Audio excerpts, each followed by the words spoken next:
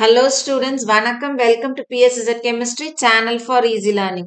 இன்னைக்கு நம்ம பார்க்கிறது Chemistry CBSE Sample Question Paper Class 12 25-26 க்கான solutions பார்த்துட்டு இருக்கோம். இந்த வீடியோல நம்ம பார்க்கிறது Section D, Question number 29 and 30. So Section D அப்படின்றது case based questions இது. ஒவ்வொரு கேஸ் பேஸ்டு ஒரு பேராகிராஃப் கொடுத்துருப்பாங்க. அதுக்கப்புறம் அதுக்கு கீழே வந்து நம்மளுக்கு மொத்தம் 3 கொஸ்டின்ஸ் கொடுப்பாங்க. அதுல மார்க்ஸ் வந்து 1+1+2ன்னு ஸ்பிளிட் ஆயிருக்கும். ஸோ அந்த கொஸ்டின் நம்பர் 29 and 30 வந்து 2 கேஸ் பேஸ்டு ஒரு கொஸ்டின் பேப்பர்லயும் இருக்கும். ஸோ நம்ம வந்து பேராகிராஃபை படிச்சுட்டு அதுக்கு ரிலேட்டடான கொஸ்டின்ஸ் கீழே கொடுத்துருப்பாங்க. அதை நம்ம ஆன்சர் பண்ணணும்.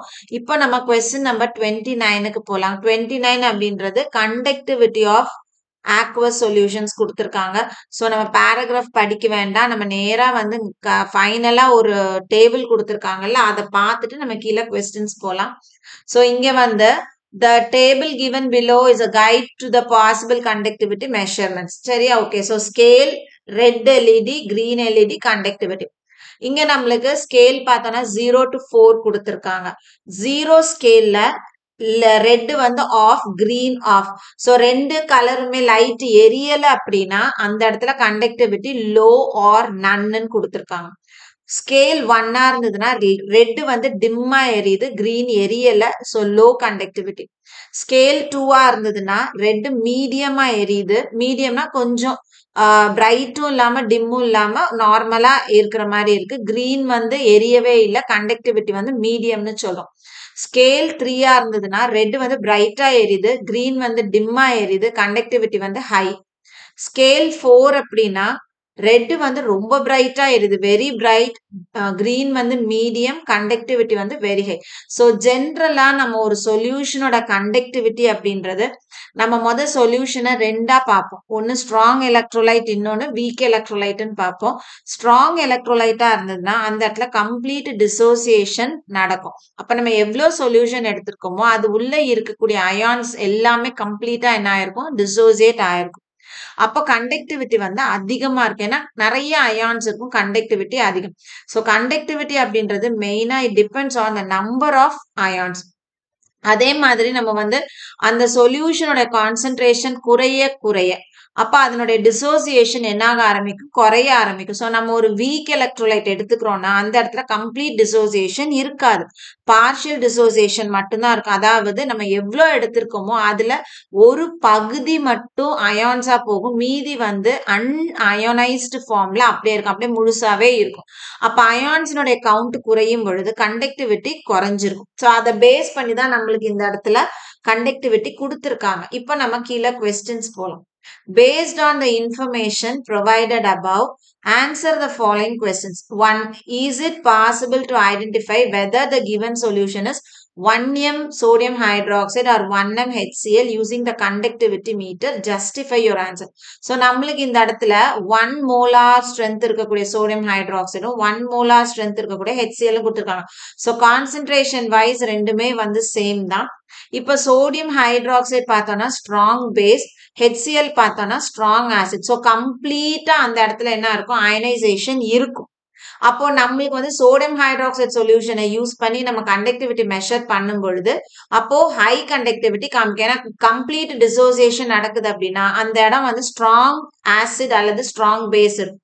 ஸோ அப்போ இங்க வந்து சோடியம் ஹைட்ராக்சைட்ல பார்த்தோம்னா ரெட் வந்து வெரி பிரைட்டா எரியும், அதுக்கப்புறம் கிரீன் வந்து மீடியமா இருக்கும். அப்போ ஸ்கேல் வந்து 4 இருக்கும். அப்போ கண்டக்டிவிட்டியை நம்ம என்னன்னு சொல்லுவோம் அப்படின்னா வெரி ஹைன்னு சொல்லுவோம். அதே HCl எடுத்துக்கிட்டாலும் இதுவும் ஸ்ட்ராங் ஆசிடா இருக்கனால கம்ப்ளீட் டிசோசியேஷன் நடக்கும்.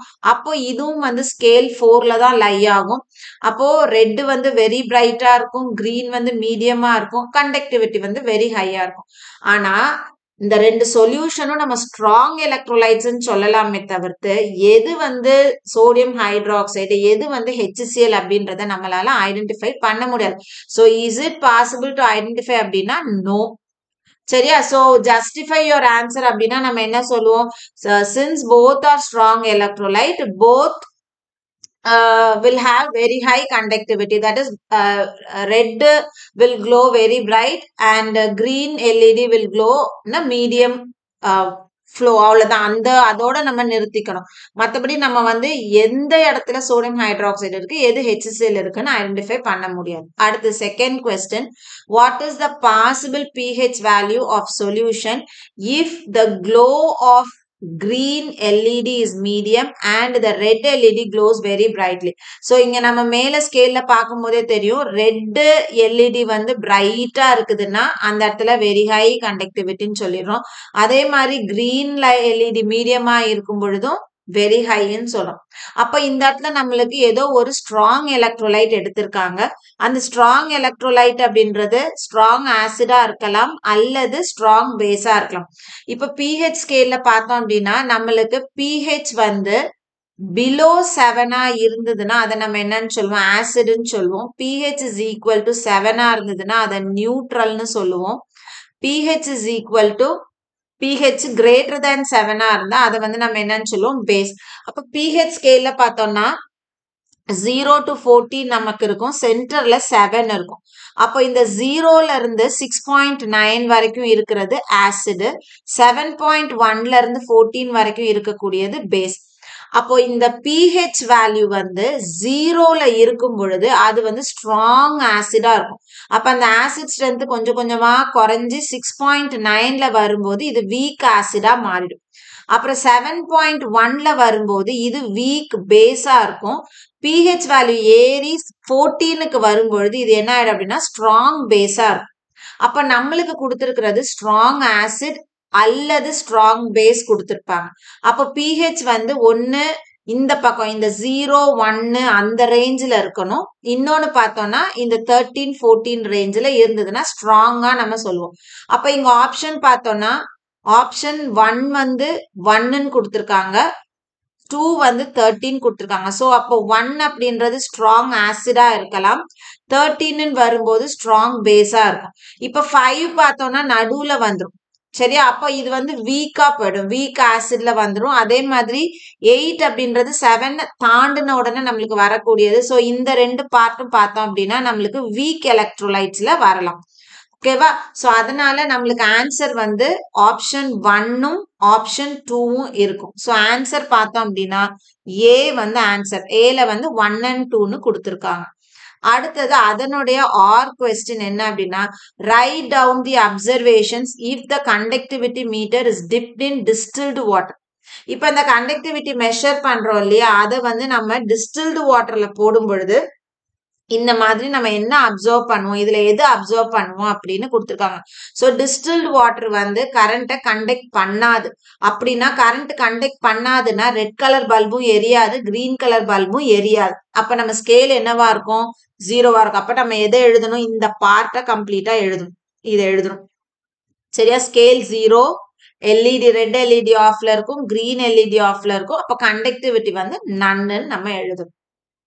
அடுத்தது ஸோ செகண்ட்ல எய்தர் ஆரா கொடுத்துருக்காங்க. அடுத்தது தேர்ட் ஒன் பார்த்தோம்னா, refer to the table given below and draw the molar conductivity versus concentration curve for solution A and B. So solution A கொடுத்துருக்காங்க. ஏ வந்து ரெட் வந்து பிரைட்டா இருக்கு, கிரீன் வந்து டிம்மா இருக்கு. பி வந்து ரெட் டிம்மா இருக்கு, கிரீன் ஆஃபா இருக்கு. இப்ப நம்ம மேல போவோம். சொல்யூஷன் ஏ வந்து ரெட் பிரைட், கிரீன் வந்து டிம். எங்கன்னு பார்ப்போம். ரெட் பிரைட்டா இருக்கு, கிரீன் வந்து டிம்மா இருக்கு. அப்ப கண்டக்டிவிட்டி வந்து எப்படி இருக்குது, ஹையா இருக்கு. சரியா? சோ அப்போ இங்க வந்து கண்டக்டிவிட்டி இஸ் ஹை. எதுக்கு? சொல்யூஷன் ஏக்கு. ஓகேவா? அடுத்தது பார்த்தோம் அப்படின்னா பி வந்து ரெட் டிம், கிரீன் வந்து ஆஃப். ரெட் டிம், கிரீன் வந்து ஆஃப்னா இந்த காம்பினேஷன். அப்போ இந்த இடத்துல கண்டக்டிவிட்டி எப்படி இருக்குது, லோன்னு இருக்கு. ஸோ அப்போ பி சொல்யூஷனுக்கு வந்து கண்டக்டிவிட்டி லோ. இப்போ நம்மளுக்கு வந்து என்ன சொல்றாங்க, refer to the table given below and draw the molar conductivity versus concentration curve for solution A B. So இது நம்ம வந்து எலக்ட்ரோகெமிஸ்ட்ரி சாப்டர்ல அந்த கிராஃப் வந்து படிச்சிருப்போம், ஸ்ட்ராங் எலக்ட்ரோலைட், வீக் எலக்ட்ரோலைட்டுக்கு. ஸோ கிராஃப் எப்படி வரைவோம் நம்ம, இது வந்து மோலார் கண்டக்டிவிட்டி, இந்த பக்கம் கான்சென்ட்ரேஷன் வந்து ஸ்கொயர் ரூட் ஆஃப் கான்சென்ட்ரேஷன் போட்டிருப்போம். இப்போ இதுல பார்த்தோம்னா ஸ்ட்ராங் எலக்ட்ரோலைட்டுக்கு நம்ம என்ன பண்ணிருப்போம், மேல இருந்து இப்படி ஒரு கோடு போட்டிருப்போம். சரியா? அப்புறம் வீக் எலக்ட்ரோலைட்டுக்கு எப்படி போட்டிருப்போம், இப்படி போட்டிருப்போம். இந்த மாதிரி போட்டிருக்கோம். இப்ப இதுல நம்ம 2 சொல்யூஷன்ல எது ஹை கண்டக்டிவிட்டி காமிக்குதோ அது வந்து ஸ்ட்ராங் எலக்ட்ரோலைட்டா இருக்கும். எது லோ கண்டக்டிவிட்டி காமிக்குதோ அது வீக் எலக்ட்ரோலைட்டா இருக்கும். அப்ப ஏ வந்து ஹை கண்டக்டிவிட்டி காமிக்குது. அப்போ இது வந்து ஸ்ட்ராங் எலக்ட்ரோலைட்டா இருக்கும். பி வந்து வீக் எலக்ட்ரோலைட்டா இருக்கும். ஸோ அப்போ இந்த கோடு இந்த ஸ்ட்ரெயிட்டா போட்டிருக்கோம் இல்லையா, மேல இருந்து கீழே வர கோடு வந்து இது சொல்யூஷன் ஏ. இந்த கர்வா போடுறது வீக் எலக்ட்ரோலைட். அப்ப இது வந்து சொல்யூஷன் பி. சரியா? ஸோ இப்படி இந்த மாதிரி கிராஃப் வரையும். அடுத்தது பார்த்தோம்னா ஃபார் விஷுவலி சேலஞ்சு ஸ்டூடெண்ட்ஸுக்கு அதே மாதிரி கண்டக்டிவிட்டி ஆஃப் ஆக்வஸ் சொல்யூஷன்ஸ் கொடுத்துருக்காங்க. இங்க அவங்களுக்கு கொஞ்சம் டேபிள் வந்து ஒரே ஒரு பார்ட் மட்டும் கொடுத்துருக்காங்க.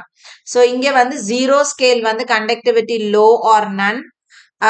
அங்க ஆக்சுவலா நம்மளுக்கு வந்து மேல கொடுத்தது வந்து லைட் எல்லாம் கொடுத்துருந்தாங்கல்ல, இங்க லைட் கொடுக்கல, வெறும் கண்டக்டிவிட்டி மட்டும் கொடுத்துருக்காங்க. 1னா லோ, 2னா மீடியம் கண்டக்டிவிட்டி, 3னா ஹை கண்டக்டிவிட்டி, 4னா வெரி ஹை கண்டக்டிவிட்டி. இப்போ இத பேஸ் பண்ணி questions இருக்கும். First question, is it possible to identify whether the given solution is 1m NaOH or 1m HCl using the conductivity meter? Justify your answer. மேல சொன்ன அதே தான் நம்ம வந்து இங்க சொல்ல போறோம். நம்மளுக்கு வந்து ஹை, இது வந்து ஸ்ட்ராங் ஆசிட் ஸ்ட்ராங் பேஸ்ன்றதுனால கண்டக்டிவிட்டி வந்து ஹையா இருக்கும், வெரி ஹையா இருக்கும். ஆனா எது வந்து சோடியம் ஹைட்ராக்சைடு எது HClன்னு ஐடென்டிஃபை பண்ண முடியாது. அடுத்தது, what is the pH value of solution if the scale shows the value of 4? So scale வந்து 4ன்னு கொடுக்குது அப்படின்னா நம்மளுக்கு கண்டக்டிவிட்டி எப்படி இருக்கும், வெரி ஹையா இருக்கும். அப்ப வெரி ஹையா இருந்தது அப்படின்னா இந்த இடத்துல இது ஸ்ட்ராங் எலக்ட்ரோலைட் தான்.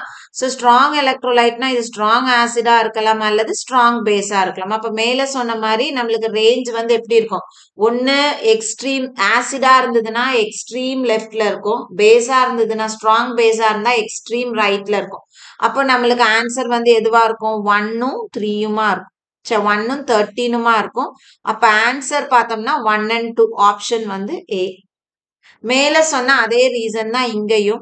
தேர்ட் கொஸ்டின் மாறுதான்னு பார்ப்போம். இந்த ஆர் கொடுத்துருக்காங்க. What will be the value on the scale if the conductivity meter is dipped in distil water? So distil வாட்டர்னா அந்த இடத்துல கண்டக்டிவிட்டி இருக்காது. அப்ப ஸ்கேல் வேல்யூ எவ்வளவு இருக்கும், நம்மளுக்கு 0. ஸோ அப்ப இந்த இடத்துல நீங்க எழுத வேண்டிய ஆன்சர் வந்து 0ன்னு எழுதும். அடுத்தது, predict the electrolyte is a strong or weak electrolyte on the basis of the following observation கேட்டிருக்காங்க. ஸோ இங்க வந்து நம்மளுக்கு சொல்யூஷன் ஏ வந்து ஸ்கேல் 3 கொடுத்துருக்காங்க, சொல்யூஷன் பி வந்து ஸ்கேல் 2. ஸோ அப்ப ஸ்கேல் 3னா என்ன இருக்கு, ஸ்கேல் 3னா ஹை, ஸ்கேல் 2னா வந்து மீடியம். ஸோ ஸ்கேல் 3 வந்து ஹை, இது வந்து மீடியம். அப்போ ஆட்டோமேட்டிக்கா சொல்யூஷன் ஏ வந்து எப்படி இருக்கும், ஸ்ட்ராங்கா இருக்கும். கண்டக்டிவிட்டி அதிகமா இருக்கனால it is a strong electrolyte. அப்போ ஆட்டோமேட்டிக்கா பி என்னவா இருக்கும், 2 வந்து மீடியமா இருக்கு. அப்ப இது கொஞ்சம் வீக் எலக்ட்ரோலைட்டா இருக்கும். சரியா? சோ இது வந்து 29th கொஸ்டினுக்கான சொல்யூஷன்ஸ். இப்போ நம்ம கொஸ்டின் நம்பர் 30க்கு போலாம்.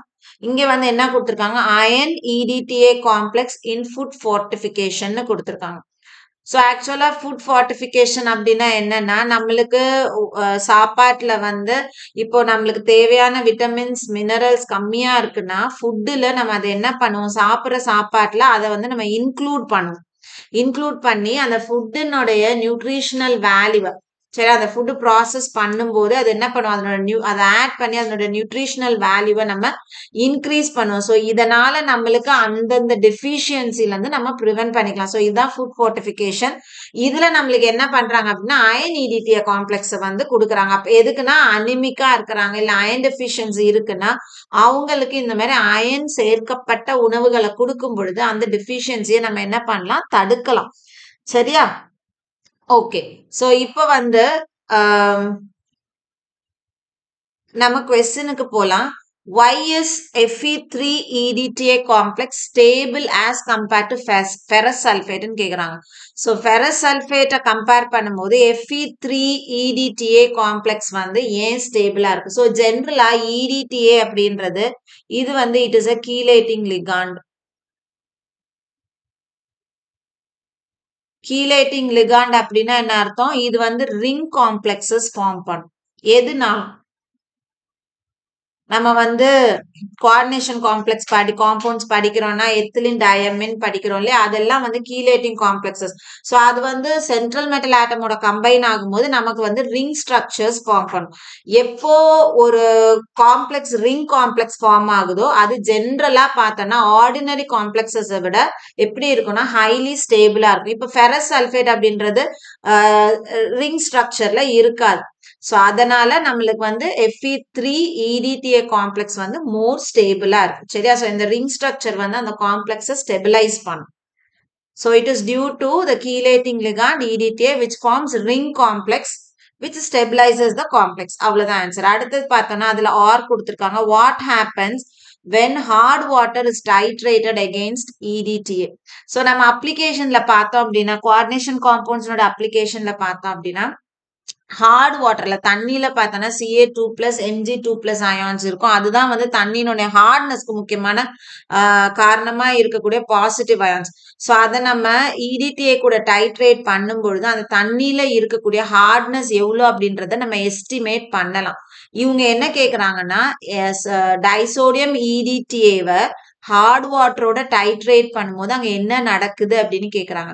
ஸோ ஹார்ட் வாட்டர்ல இருக்கக்கூடிய Ca2+ அயானும் Mg2+ அயானும் EDTA-ஓட சேர்ந்து அந்த இடத்துல காம்ப்ளெக்ஸ் ஃபார்ம் பண்ணிரும். சரியா? அதுதான் இங்க. ஸோ அந்த இடத்துல ஒரு ஸ்டேபிள் மெக்னீசியம் EDTA காம்ப்ளெக்ஸ் அல்லது கால்சியம் EDTA காம்ப்ளெக்ஸ் வந்து ஃபார்ம் பண்ணும். அடுத்த கொஸ்டின் என்ன கேக்குறாங்க? You are a doctor working in Somalia. Will you recommend iron fortified food to your patients? Support your answer with references from the passage. So அந்த passageல iron fortified food கொடுக்குறாங்க. சரியா? இப்போ சொமாலியால வந்து நம்ம வந்து ஒரு டாக்டரா இருக்கிறோம், அங்க ஒர்க் பண்றோம்னா நான் வந்து என்னோட பேஷண்ட்டுக்கு அயன் ஃபோர்ட்டிஃபைடு ஃபுட்டை ரெக்கமெண்ட் பண்ணுவேன். நான் எஸ்ன்னு சொன்னாலும் அதுக்கு ஒரு ஆன்சர் கொடுத்துருக்கணும், நோன்னு சொன்னாலும் ஒரு ஆன்சர் கொடுத்துருக்கணும். ஸோ இன்கேஸ் நான் எஸ்ன்னு சொல்றேன், ஆமா என்னோட பேஷண்ட்ஸுக்கு நான் வந்து அயன் ஃபோர்ட்டிஃபைடு ஃபுட் வந்து ப்ரொவைட் பண்ண போறேன் அப்படின்னா நம்ம எல்லாத்துக்கும் அதை மாதிரி கொடுக்க முடியாது. சரியா? ஸோ யாருக்கு வந்து டெஃபிஷியன்சி இருக்குதோ, அனிமிக்கா இருக்கிறாங்க, அயன் டெஃபிஷியன்சி இருக்குதோ அவங்களுக்கு மட்டும் நம்ம என்ன பண்ணலாம் அப்படின்னா ப்ரிஃபர் பண்ணலாம். ஸோ அப்போ அவங்களுக்கு தேவையான அந்த நியூட்ரிஷனல் வேல்யூ வந்து நம்ம கொடுக்கக்கூடிய ஃபுட்டில் இருக்கும். அதனால அவங்களோட ஹெல்த் வந்து இம்ப்ரூவ் ஆகும். ஹெல்த் இம்ப்ரூவ் ஆகுதுன்னா அவங்களுடைய அந்த அயன் டெஃபிஷியன்சி குறைஞ்சி அவங்களோட ஹெல்த் இம்ப்ரூவ் ஆகும். இது எஸ் அப்படின்னா. இன்கேஸ் இல்ல நான் கொடுக்க மாட்டேன் அப்படின்னா, நோ அப்படின்னா ஏன் நான் கொடுக்க மாட்டேன்? இப்போ நம்ம வந்து அந்த ஃபுட்டை வந்து எல்லாருக்கும் அந்த அயன் ஃபோர்ட்டிஃபைடு ஃபுட்டை நம்ம வந்து எல்லாருக்கும் ப்ரொவைடு பண்ணும் பொழுது அந்த இடத்துல என்ன ஆகும்? சில சமயம் அவங்க வந்து அந்த ஃபுட்டை இன்டேக் பண்ணும் பொழுது எக்ஸஸ் அயன் வந்து அவங்களுக்கு போகலாம். எக்ஸஸ் அயன் போயிடுச்சு அப்படின்னா அந்த இடத்துல அவங்களுக்கு ஹெல்த் இஷ்யூஸ் நிறைய வரலாம். ஏன்னா நம்ம உடம்புல இவ்வளோ அயன் ஃபோர்ட்டிஃபைடு ஃபுட் இருக்கணும் அப்படின்னா இப்ப இந்த பேராகிராஃப்ல பார்த்தோம் அப்படின்னு நம்மளுக்கு கொடுப்பாங்க. The amount of EDTA necessary for 10 milligram of iron fortification வந்து 60 milligram. ஸோ அது லிமிட்டை தாண்டி போகும் பொழுது அது நம்மளுக்கு ஹெல்த் இஷ்யூஸை நம்மளுக்கு கொடுக்கலாம். அதே மாதிரி மேல கொடுத்துருக்காங்க, it is unsafe to consume more than 3 grams of EDTA per day or continuously for more than 5 to 7 days. So நம்ம கண்டினியூஸா எடுக்கும் பொழுது அது நம்மளுக்கு உடம்புல என்ன பண்ணிடும் அப்படின்னா ஹெல்த் இஷ்யூஸ் நிறைய கொடுத்துரும். ஓகேவா? அடுத்தது பார்த்தோம் அப்படின்னா third one, what is the density of the ligand in the Fe3EDTA complex? Name the atoms through which it can bind to the central metal ion. So இங்க என்ன கேக்குறாங்க? டென்சிட்டி கேக்குறாங்க. So டென்சிட்டி அப்படின்னா என்ன? ஒரு லிகாண்ட் எத்தனை bond வந்து form பண்ண. ஸோ எத்தனை டோனார் ஆட்டம்ஸ் அதுல இருக்கு, எத்தனை பாண்ட் அதால ஃபார்ம் பண்ண முடியும்ன்றது தான் டென்சிட்டி. ஸோ இப்போ நம்ம Fe3 EDTA காம்ப்ளெக்ஸ் எடுத்துக்கிறோம். Name the atoms through which it can bind to the central metal ion. இப்ப நம்மளுக்கு மேல பார்த்தோம் அப்படின்னா, சரியா, இங்க பார்த்தோம்னா நம்மளுக்கு வந்து ஒரு காம்ப்ளெக்ஸ் கொடுத்துருக்காங்க, இந்த அயன் EDTA காம்ப்ளெக்ஸ் கொடுத்துருக்காங்க. இப்போ இதுல இதுதான் வந்து காம்ப்ளெக்ஸ். இப்ப இந்த அயனை விட்டுட்டோம் அப்படின்னா இது வந்து லிகாண்ட், இது ஃபுல்லா வந்து லிகாண்ட், இங்க இருந்து இங்க இது ஃபுல்லா லிகாண்ட். ஸோ இதை நம்ம ஷார்ட்டா எழுதுறோம் அப்படின்னா இப்படி எழுதலாம். அது வந்து இன்னும் கூட கொஞ்சம் நம்மளுக்கு புரிஞ்சுக்கிறதுக்கு ஈஸியா இருக்கும். CH2 CH2 N, இந்த இடத்துல CH2COO மைனஸ் CH2COO மைனஸ், இந்த நைட்ரஜன்ல ஒரு லோன் பேர் ஆஃப் எலக்ட்ரான்ஸ் இருக்கும், மறுபடியும் இந்த நைட்ரஜன்ல ஒரு lone pair of electron. So இங்க வந்து CH2COO மைனஸ், அதே மாதிரி இங்கேயும் CH2COO மைனஸ்ன்னு இருக்கும். சரி, அப்போ எத்தனை வந்து இதுல டோனார் ஆட்டம்ஸ் இருக்கு, இங்க ஒரு ஆக்சிஜன், இங்க ஒரு ஆக்சிஜன் 2, நைட்ரஜன் 3, இந்த நைட்ரஜன் 3, 4, 5, ஸோ 1 2 3 4 5 6 இருக்கு. ஸோ டென்சிட்டி வந்து அப்படின்னு பார்த்தோம்னா இங்க 6. இப்ப நேம் தி ஆட்டம்ஸ் அப்படின்னா 2 நைட்ரஜன் ஆட்டமும், ஸோ 2 நைட்ரஜனும் 4 ஆக்சிஜன் ஆட்டம்ஸ். சரி, அடுத்தது பார்த்தோம்னா write the structure of EDTA, refer to figure 1. EDTA நம்மள வரைய சொல்றாங்க. ஸோ நம்ம இங்க வரைஞ்சிருக்கிறது EDTA ஸ்ட்ரக்சர் தான். மேல நம்மளுக்கு எப்படி கொடுத்துருக்காங்க, காம்ப்ளெக்ஸா கொடுத்துருக்காங்க. அது Feயோட பவுண்ட் ஆனதுக்கு அப்புறம் இருக்கக்கூடிய காம்ப்ளெக்ஸ். ஸோ Fe எடுத்துட்டு மீதி இருக்கிறத நம்ம எடுத்தோம் அப்படின்னா அது வந்து EDTA. சரியா, அடுத்தது ஸோ ஒரு பார்ட் முடிஞ்சிருச்சு. இப்ப ஃபார் விஷுவலி சேலஞ்சு கேண்டிடேட்ஸ் வந்து நம்மளுக்கு கொடுத்துருக்காங்க. இங்கேயும் அதே பேராகிராஃப் தான், கொஸ்டின் மாறி இருக்கான்னு பார்ப்போம். 1 வந்து why is Fe3 EDTA complex stable as compared to ferrous sulfate. So மேல கொடுத்த அதே கொஸ்டின் தான், நம்ம அதே ரீசன் தான் எழுத போறோம். EDTA அப்படின்றது கீலேட்டிங் லிகாண்ட். ஸோ இது வந்து ஒரு ரிங் ஸ்ட்ரக்சர் கொடுக்கும். ஸோ ரிங்டு காம்ப்ளெக்ஸா இருந்ததுன்னா அந்த காம்ப்ளெக்ஸ் வந்து எப்பவுமே மோர் ஸ்டேபிளா இருக்கும். அடுத்தது what happens when hard water is titrated against Na2 EDTA. So என்ன ஆகும், தண்ணியில இருக்கக்கூடிய Ca2+ அல்லது Mg2+ இந்த EDTA ஓட சேர்ந்து காம்ப்ளெக்ஸ் ஃபார்ம் பண்ணிடுது. இங்கேயும் you are a doctor working in Somalia, will you recommend iron fortified food to your patient? Support your answer with references from the passage. So எஸ்னாலும் ரீசன் சொல்லணும், நோனாலும் reason சொல்லணும். அடுத்தது 3 வந்து A, what is the density of the ligand in Fe3 EDTA complex? So மேல சொன்ன மாதிரி it is 6. Name the atoms through which it can bind to the central metal atom. னா 2 நைட்ரஜனும் 4 ஆக்சிஜன் ஆட்டமும். அடுத்தது B, மீதி இது எல்லாமே 1 either or ரெண்டுமே, 2 3ல A எல்லாமே சேம் கொஸ்டின்ஸ் தான். 4th one மட்டும் பார்ப்போம், அதாவது B மட்டும் பார்ப்போம். EDTA is an electron acceptor or an electron donorன்னு கேட்குறாங்க. ஸோ காம்ப்ளெக்ஸஸ்ல அதாவது லிகாண்டு எல்லாமே பார்த்தோன்னா தேர் எலக்ட்ரான் டோனார்ஸ் தான். அயன் அந்த நடுவுல இருக்கக்கூடிய சென்ட்ரல் மெட்டல் ஆட்டம், இப்ப இந்த இடத்துல அயன் பார்த்தோம்னா அதுதான் என்ன பண்ணுது, எலக்ட்ரானை அக்செப்ட் பண்ணுது. ஸோ அப்ப EDTA அப்படின்றது தே ஆர் எலக்ட்ரான் டோனார்ஸ். ஓகேவா, ஸோ லிகான்ஸ் எல்லாமே எலக்ட்ரான் என்ன பண்ணுது, டொனேட் பண்ணி தான் அந்த இடத்துல நம்மளுக்கு காம்ப்ளெக்ஸஸ் ஃபார்ம் பண்ணும். ஸோ இது வந்து செகண்ட் பார்ட் விஷுவலி அந்த சேலஞ்சு ஸ்டூடெண்ட்ஸுக்கான கொஸ்டின்ஸ். ஸோ 3 பார்ட் ஆஃப் கொஸ்டின்ஸுமே சேமானது. மேல பார்த்தோன்னா நம்மள ஸ்ட்ரக்சர் வரைய சொல்லியிருக்காங்க, அங்க அதுக்கு பதிலா என்ன பண்ணிருக்காங்க அப்படின்னா நம்மளுக்கு அது என்ன டைப் ஆஃப் அது வந்து என்ன டைப் ஆஃப் லிகாண்டுல வந்துருது. சரியா, ஸோ லிகாண்டுன்னு சொல்ல முடியாது, அவங்க கேட்குறாங்க அது என்ன எலக்ட்ரான் டோனாரா அல்லது எலக்ட்ரான் அக்செப்டாரான்னு கேட்குறாங்க. ஸோ கேஸ் பேஸ்டு கொஸ்டின்ஸ் இப்படிதான் இருக்கும். மேக்சிமம் பார்த்தோம் அப்படின்னா நம்மளுக்கு கொடுத்துருக்கிற அந்த அது என்ன சொல்றது, கொடுத்துருக்கிற பேராகிராஃபுக்கும் கொஸ்டினுக்கும் ஒன்றும் பெருசா வந்து ரிலேஷன் இருக்காது. நீங்க அதுல போய் ஆன்சர் தேடி எழுதுற மாதிரி ஒன்றும் இருக்காது. ஸோ இப்போ இங்கேயுமே அயன் ஃபோர்ட்டிஃபைடு காம்ப்ளெக்ஸ் கொடுத்துருக்காங்க. ஸோ அந்த காம்ப்ளெக்ஸை வச்சு நம்மளுக்கு எதுவும் வந்து ஆன்சர் எழுதுற மாதிரி கிடையாது. ஸோ இங்க பேஸ்டு வந்து முக்கியமா நம்மளுக்கு வந்து அப்ளிகேஷன் பார்ட்டு கொடுத்துருக்காங்க. சரியா? ஸோ இந்த வீடியோ கண்டிப்பா உங்களுக்கு யூஸ்ஃபுல்லான வீடியோவா இருந்திருக்கும்னு நினைக்கிறேன். வீடியோ பிடிச்சிருக்கு அப்படின்னா லைக் பண்ணுங்க, கமெண்ட் பண்ணுங்க, ஷேர் பண்ணுங்க. மறக்காம சேனல சப்ஸ்கிரைப் பண்ணுங்க. இதே மாதிரி இன்னொரு செட் ஆஃப் கொஸ்டின்ஸோட உங்கள நெக்ஸ்ட் வீடியோல பார்க்குறேன். Thank you.